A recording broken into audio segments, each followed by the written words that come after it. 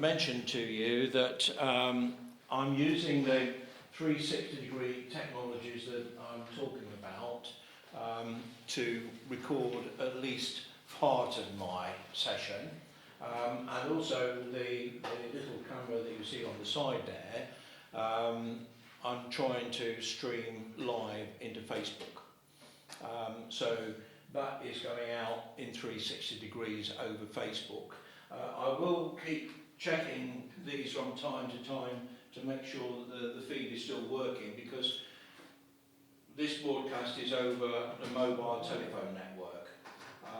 And according to my phone, there's only 2 bars on there at the moment. So the picture possibly won't be that good for people. But this camera does professional quality recording, not only 360-degree video, but also 360-degree sound as well. And later on in the session, I'm going to show you how to process the pictures and the videos that you take with this camera, the kind of software that you use and the kind of tools that you have. And the reason that I stopped recording just then and started again is because when you're recording in 360 degrees, as you possibly might imagine, the file sizes of video are that much larger. And consequently, when you're processing them and editing them, it can take some time to process it. So if I do a little short one at the beginning, it makes it much easier for me to show you what the processing is involved and how you publish those to different kinds of platforms like YouTube and Facebook and some of the other technologies. So first, just to tell you a little bit about 360 and 360 immersive experiences, why I chose the name for my company. Well, the first 360, as you might imagine, is to do with the 360-degree video and imaging technologies that I work with.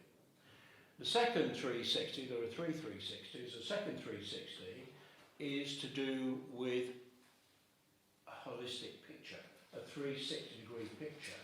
So it's all right using a virtual reality headset like the one that I brought along today. This is the new Oculus Go headset, and you'd be welcome to have a look at some of the stuff that I've created with that.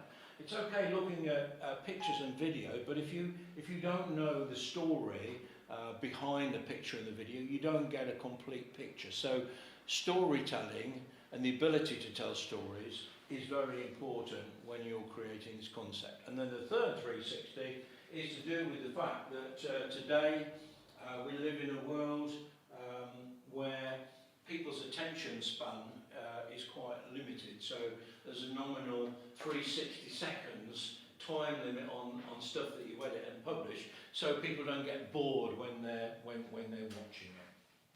So to begin with, I want to show you a PowerPoint presentation, which is really the story of my involvement with immersive technologies.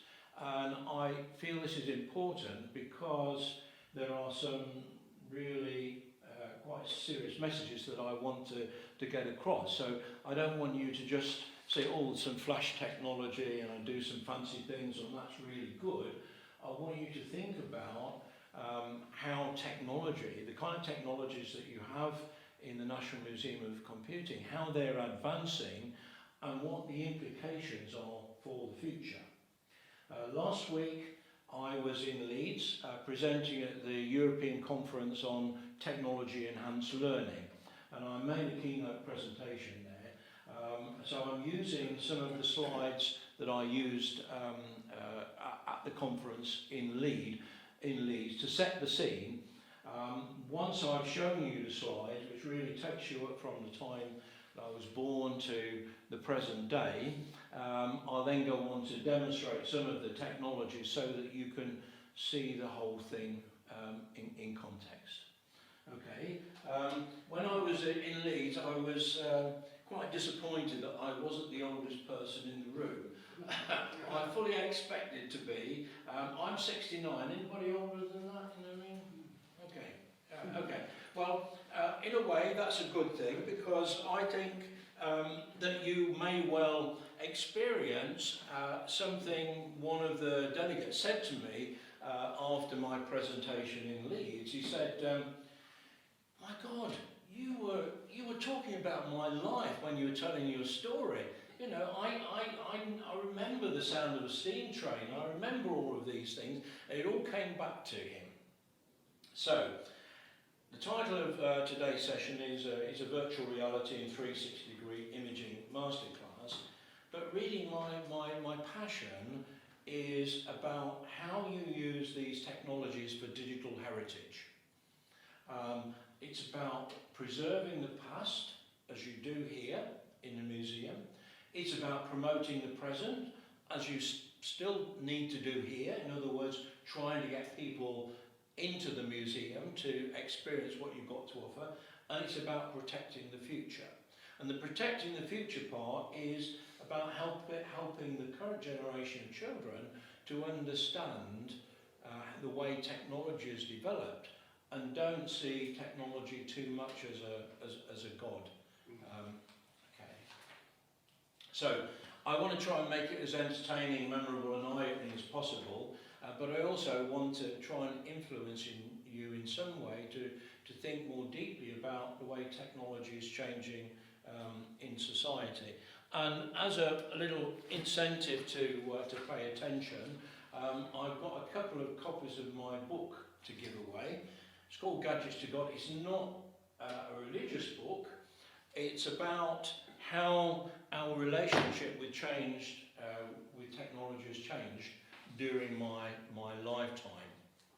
And I'll explain what that means in a minute. So, if I'm going to have an impact on you, I have to think about techniques that I can use to make an impact. Anybody who doesn't know the story of Christmas Carol, Charles Dickens' Christmas Carol? Everybody knows that story. The ghost of Marley visits Scrooge, and he's in chains. And he comes to try and warn Scrooge that if he doesn't do something to change the future, he's going to have a very miserable death. Now, I'm not trying to tell you you're going to have a very miserable death, but the point is that everyone in this room, and me included, we all wear the chains that we've forged in our life. You know, the drink we've had when we shouldn't have had, the mistakes we've made in our life, our whole life experiences come to make us the person that we are today. And in a way, that's a form of change. So, to begin with, I'm going to take you like the ghost of Marley. I'm going to bring these ghosts of immersive experiencing technologies from the past, the present, and then we'll talk about those in the future, and you'll see some examples.